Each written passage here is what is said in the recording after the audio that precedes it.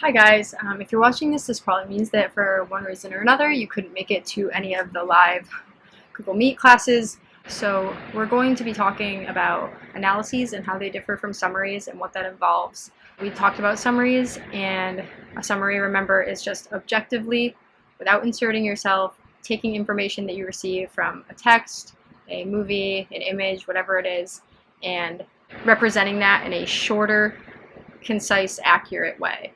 So you're not inserting yourself, there's no opinions, there's no viewpoints, there's no connections to the outside world, there's just, this is what it said, much shorter. Okay, so let's look at that. So analytical statements, unlike summaries, examine different components of a text to evaluate its purpose. So why is the writer writing it? What is the point they're trying to make? What are they hoping comes from it? Underlying assumptions, what they think people think, or how they assume a reader is or a viewer is going to interpret something, or the assumption that something is true, like the world is flat. They could be incorrect or correct assumptions, but what are some underlying assumptions to it? That is an underlying assumption that plastic is bad for the environment. Are they assuming that in their text? And its strengths and weaknesses. Why is it working? Why isn't it working? What's working? What isn't working? And why are they or not working? Or is a solution strong, or is a solution weak? Is a proposal well supported, or do you not believe it at the end? A lot of times assignments will ask you to analyze something through a lens. And what that means is looking at a piece of literature or a piece of art or an article, etc., through a certain perspective.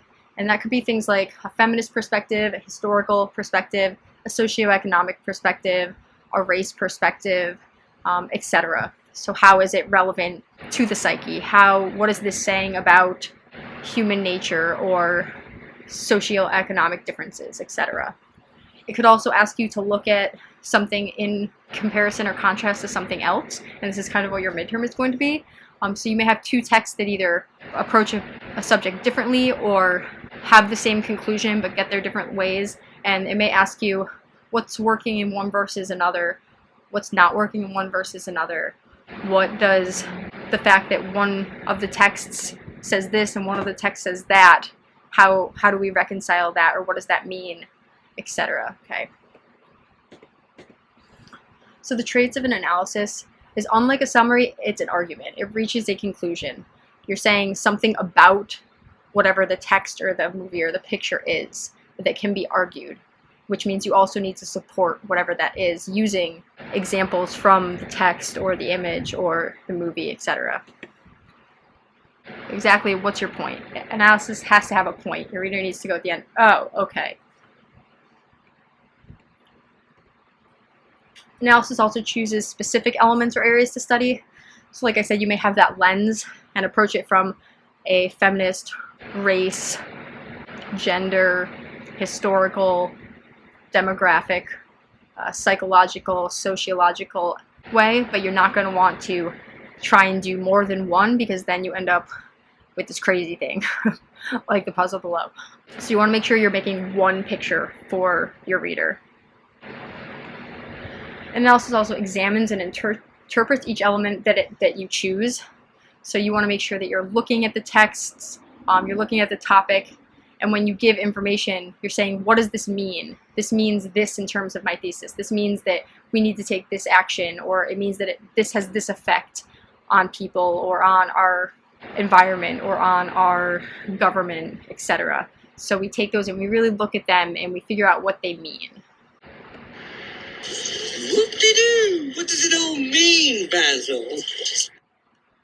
Analysis discusses each element and how they connect to the other pieces. So how does the tone of the piece connect to the author's viewpoint? Or if you're talking about like governmental programs, how does that connect to the poverty rate? So all of your elements need to be connected to each other. If they don't, we end up with some connection failures, which we'll look at in a minute. You don't want to manipulate or ignore information, however, especially when you're researching. You can't take things out of context, which happens a lot in, government, or sometimes in religion, or in money. So you don't want to take something out of context and make it look like somebody's saying something that they're not because you don't include everything, or a statistic throw in there when it's not really representative of what you're trying to say. And you can't just ignore information. If you find something that completely contradicts something you're saying, you can't just be like, never mind. And you want to make sure you present your information clearly. Don't rush through it. Don't try and make it sound smart. It's better that it's clear than has this extensive vocabulary. And you want to make sure it's accurate. You want to make sure everything you're saying can be supported and that those supporting elements are accurate and from reputable things. So let's look at some examples. Can you help Rocco get home? There's only one way the maze can go, and it's a dead end. No, he can't get home. Sorry, Rocco, you on your own. You gonna be a lone car the rest of your life. So the first one, Rocco can't get out of the maze. That's what happens when we give our readers information that can only take them to a dead end. Look at this bathroom. 2 urinals right next to each other. Literally, who thought this was a good idea? What's the point of this? So having the urinals next to each other, that's when we place information next to each other and we don't explain why they're there. And so to the reader, it seems like it either makes no sense or it's a bad idea because we're not fully explaining that connection between the two things or why we made this choice. Oh no! So this slide doesn't have the bottom half. Where did it go? Did it ever have a part where you actually slide? This ain't a slide. This a fall. With the incomplete slide, that's what happens when we start bringing our readers down an argument or down a path or through a connection, and then we don't finish it. Maybe we get bored or we feel like we're going on too long or whatever it is. We need to make sure to include everything that brings our readers to the end and not start something and then jump to something else before we've completed it. We want those transitions. Here we got a solar-powered parking meter in an underground garage. Okay, that's just straight up stupid. So with the solar-powered parking meter, that's when we put something in there and we don't explain it or it doesn't belong there. So our reader's like, why is this here? What is it doing? It's either irrelevant, it's in the wrong spot, or it's just not explained. NDEEIS. Wait, what? Neighborhood Design Center. Oh my god, these fools. In yellow text, it says neighborhood. And in white text, it says design center. Because you can't even read the sign. So with the Sign Center, that's what happens when we have these good ideas or we have these strong connections, but we either rush through it or we try and write it in a way that either sounds smart or we don't know how to say it. And so we may have these great points, but it's so confusing the way that it's presented to the reader that they don't understand what you're saying.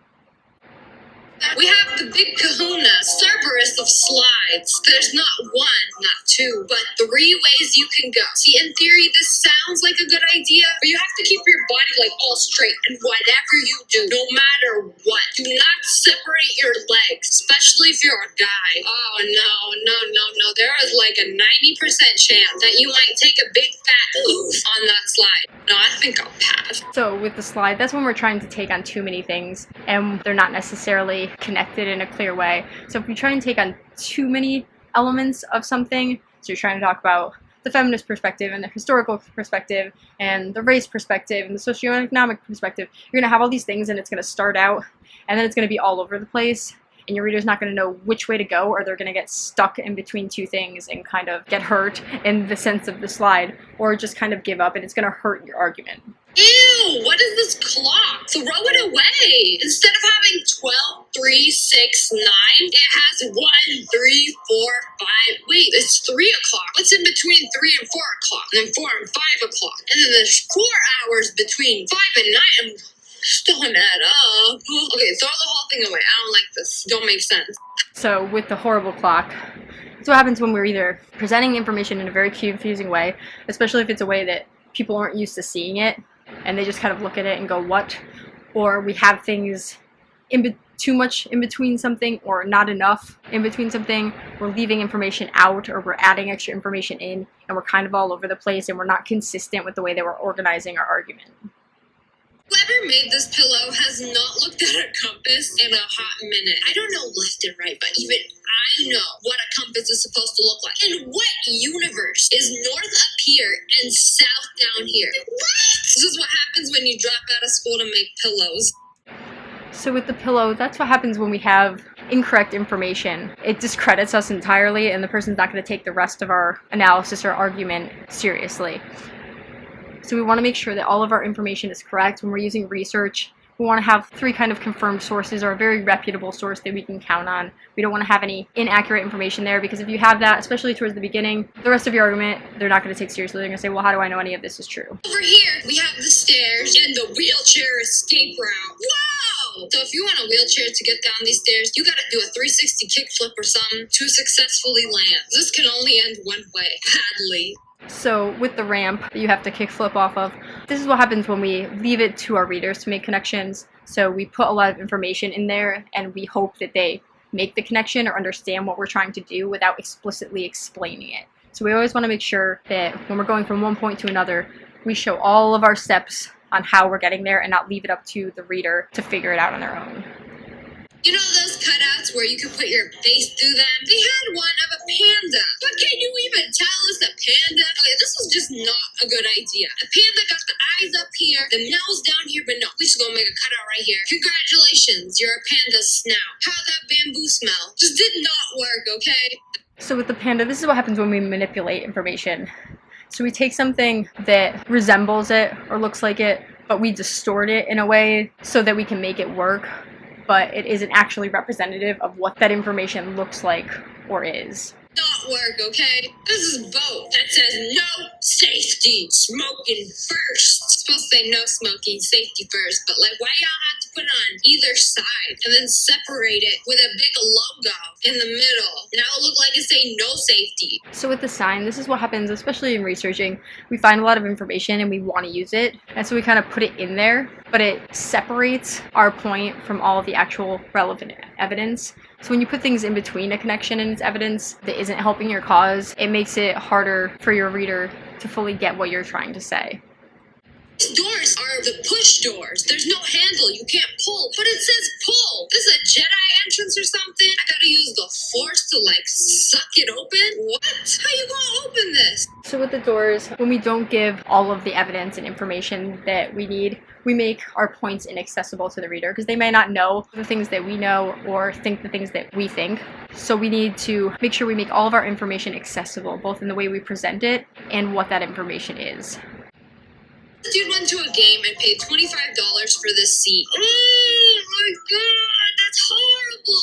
Why even put a seat there? Why put a pole there? Somebody's supposed to sit there. Not even a child can fit there. My dog can't even fit there. Yeah, I'm gonna need a refund. So this is what happens when we don't give ourselves the room to fully make our argument. When we try and shove everything in and make it short or quick and not fully develop things, we don't have the room for our argument to grow and the room for our reader to understand things. So we want to make sure we have all of our evidence, we support all of our claims, we present them clearly, we don't focus on too many things, and we don't rely on the reader to get to our point without us bringing them there fully. So some examples of connection. Cause and effect is a big one. Is the way that the article is presented have a negative or positive effect? Or are they asserting that something causes and affects something? Is that right? Is that wrong? Is there a different cause that we can find? Can we take from different sources that something might be the cause of something else based on the multiple things that we've looked at? Effective or ineffectiveness, either the way that the article is presented and its support, or is what they're presenting an effective policy, an effective solution, or is it ineffective? Can we come up with something that would be more effective? What would make it effective? Strengths and weaknesses of the text itself. Is it making a strong argument or a weak argument? Or what are the strengths of this viewpoint and the weaknesses of this viewpoint, and where can we prove that? And advantages and disadvantages. Again, with like a policy or a solution or a method, is there advantage or a disadvantage? What would add advantages or disadvantages? Is the text at an advantage or disadvantage because it doesn't have certain information or it's not available yet in a study? So analysis assignment breakdown. Essentially every essay that you write is an analysis in some form or another. We want 10% summary and 90% analysis. This isn't a hard number, but a lot more analysis than summary. We want to have enough summaries so that our reader has a background and a context to what we're talking about, but most of what we want to include in our writings is our own thoughts, our own connections, our own ideas based on that text or that information that we've acquired. So a lot of people, when they're doing their research papers, it'll be a lot of information that they got, and then like a sentence or two for each paragraph about what this means in terms of their thesis, or what they think of it, or why it's effective or ineffective, or what the results of that could be. We want to flip that. We want you to present something that you found, some kind of information, and then have a bunch about what this means in the context of your thesis, and what's good, what's bad, do you agree, do you disagree, what would you change? What are the effects this has on society, on a person, on an industry, etc. So I would say at least for every one sentence of information that you get somewhere else, you'd have 3 to 5 sentences of what this means in terms of your thesis, or your thoughts or your contributions. So it's really, I guess, more of a 33% summary is, I guess, the most summary you would want to have. But no more summary than you need, and you want a lot of your own thoughts and contributions. So when we first start analyzing, we have to analyze our assignments. We need to know what our professor is asking of us, or if in the future, your boss. So what is the professor asking you to do? Are they asking you to summarize, analyze? Are they asking for a certain lens? What do they want from you? And does it assume that you have certain skills? Does it assume you've done certain things? You know how to research, you know how to use sources, you know a certain lab procedure, you know certain information or theories? If you don't know, if you're not clear, don't just say, well, I think this is what the professor wants. A good professor is happy to clarify an assignment for you, but especially online, you have to be your own advocate. If you don't understand what it's asking for, or you don't feel that you have the skills for it, go to your professor. They're going to be happy to explain it to you, or if you don't have the skills and they think that you should, they may be able to provide resources for you to help improve those skills that you need for the assignment. So one big way we can determine what an assignment's asking us for is our verbs, our active verbs. They're clues for what we need to do. So informational verbs ask you to demonstrate what you know about a subject, like who, what, when, where, how, why. These are kind of things a lot of times on tests. Do you prove that you know like an approach to psychology or a theory? Can you prove that you know certain scientific things in history? Can you prove that you knew when something happened and who was involved and when it was, etc., and what the cause was? Those kind of verbs are going to be like define, illustrate, summarize, trace, research. That's asking you to give information as you received it to be able to show that you know it. Analytical verbs ask you to provide your own ideas that make connections on that subject, using evidence from either a single text or multiple texts. And those kind of verbs are going to be compare, contrast, apply, relate, assess, prove, justify, evaluate, respond, synthesize, analyze, argue. These are things where you have to make an assertion and then you have to prove it with evidence. So if we look at this sample, using the image, she brings home the bacon, but can he fry it up, from a bizarre July 2009 fashion spread. Evaluate the image's depiction of gender roles. Be sure to support your analysis with specific evidence from the image. So take a second, pause this, and figure out what are the key words in this assignment that show what it's asking for the student to do. Okay, so did you have evaluate? That's an active verb that tells us that we want an analysis, as is analysis, which is in there. Other clues are support or evidence. You're not going to need to provide support or evidence for a summary. That means that you're making an argument if you need to support it. So that's an analysis. Take a second, pause it, look at this picture for a minute, pay attention to what's going on. Okay, so part 1. Closely examine this and come up with a summary, a context, describe what is happening in this image. So take a second, pause it again, and maybe write something down or just think in your head how you would describe this image. Okay, so did you have things like the father looks distressed, has flour on his face, looks like he's the one taking care of the children. There are 3 children, one's on the counter, also covered in flour, the other 2 are at the table. There's a mother off to the side. She looks like she's going to work or dressed professionally. She's reading the newspaper and she's drinking some coffee. Everything is a mess. Those are the kind of things that would go in a summary. If you had what people were feeling or trying to interpret things, that doesn't belong in a summary. Cut that stuff out. So now let's try an analysis. So now that you've summarized it, examine the image again and write 3 to 5 sentences that relate aspects of the image to gender roles. This is an ad trying to sell women's clothing. And so think about how is it displaying the gender roles? what is the cause and effect, the relationship there, and what is this ad trying to do. So take a minute and do that. Also, you're going to post this analysis in a discussion board. Don't forget to pause. So if you had things like the gender roles are switched, the mother is in the breadwinning or the money-making position in this image, and the dad seems to be the traditional female role, had quotes around that. It displays when these gender roles are reversed that the female seems content and capable, whereas the male seems out of his element and unable to do what the woman was able to do. So the woman can do both, but the man can only do one. How is it affecting the children? How do we interpret this? So you'll post that. We're going to look at some examples and talk about what's wrong with them of previous responses or analyses of this image. Oh, also, does the mother seem sympathetic? Does the father seem sympathetic? Does it make you want to buy the clothes? And what about the children? How does it seem to affect them? There's tons of things that you could bring up, and everybody's analysis doesn't have to be the same. You can take a different part as long as you have the evidence to support it. Like, everything is a mess. The woman seems well educated with her paper. The girl looks unhappy. The kid is out of control on the counter, etc. You can make sure you support it. So our first one. The image demonstrates the difficulty for the father figure to maintain order in the kitchen. The children receive little attention while the mother figure reads the paper and maintains a meticulous appearance. So, as an analysis, what's wrong with this? Pause it, think about it. It's just a summary. There's no analysis in this. Were you right? Is that what you got? Did you figure that out? So we're not getting any argumentative. There's no conclusion to be made here. The person is just describing the image. The second one. The image mocks the idea that a man can effectively provide care of a home and children. The children clearly suffer. So pause it, take a second. What's wrong with this? What would you do to make it better? If you said it has no evidence, you were right. So this makes an assertion that the image is mocking the idea that a man can effectively care for the home and the children, but there's no evidence to prove that. They just kind of say it and move on. With our analysis, we need to have all the support, we need to have evidence for what we're claiming, and we also need to say, what does that mean then? Does that make the image an ineffective ad?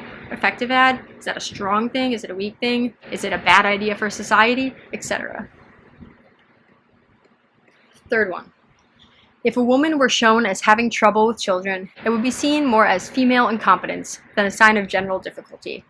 So take a second, pause it, think about what you think is wrong with this and what you would need to do to improve it. Okay, so this has an underlying assumption. That's something that could be argued. However, it has no evidence and it also has no context. We have no idea what this person is talking about. If this person came up to you on the street and just said this sentence and walked away, you'd be like, what? Whereas if you were looking at the picture together, then this would make sense. But as the reader, we don't have that experience. So you need to give the context that in this ad, this is being shown. And this is why I think this. And then you need to have evidence. Okay, last one. The purpose of the ad is to sell clothes to women. The ad assumes a woman consumer would like to identify herself in the status of breadwinner. Yet, by demonstrating the chaos that ensues for her family when a man takes charge of the domestic sphere, the woman consumer can be confident that she remains needed in the home. Therefore, the depiction of reverse gender roles catches the consumer's attention in fantasy, but simultaneously reinforces traditional gender norms. Okay, so take a minute, pause it, reread it if you need to, and decide, is this a good analysis? Is it missing anything? Is there anything wrong with it? Okay, so this is a pretty good analysis. The only thing that's missing is we introduced that the purpose of the ad is to sell clothes, but the writer doesn't tell us, after explaining her thoughts on it, whether or not that ad is effective. So it presents all of these things, but is having the reverse of gender role representing a fantasy, but also reinforcing traditional gender norms, is that a positive thing or is that a negative thing? Is that effective to selling clothes to women? Is it not? So that's the only thing missing from this. So in conclusion, most important things to remember. Summaries are describing something that already exists. Taking something and giving a brief representation of it without including yourself, or your thoughts, or your ideas, or any interpretations. Analyses are looking at that information and creating your own ideas. So taking something, taking a text, taking a movie, taking a painting, and giving your own thoughts on it, and then providing evidence to support those thoughts. We don't want to invent something that's already been invented. Summaries are duplicating, but in a mini scale.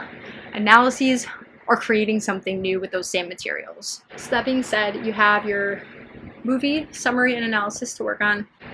Your summary should only include the important things. I don't need to know that the person went to the store to buy milk before they got hit by the car.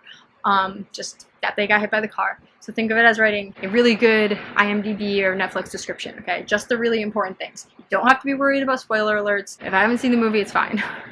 You can pick a movie you like, a movie you don't like, but pick something that you can also analyze. So your analysis is going to be taking that movie and talking about what's working, what's not, what you get from it.